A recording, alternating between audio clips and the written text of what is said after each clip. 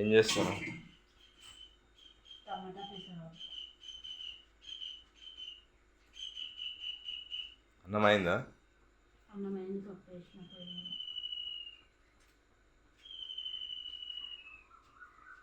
టమాటా పెసరపప్పు.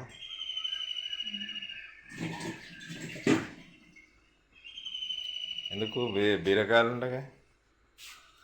అవి బీరకాయలు నేను మర్చిపోయినా ఫ్రిడ్జ్లో పెట్టి. ఎందుకు బుజ్జులాగా అనిపించింది అందువల్ల కొన్ని.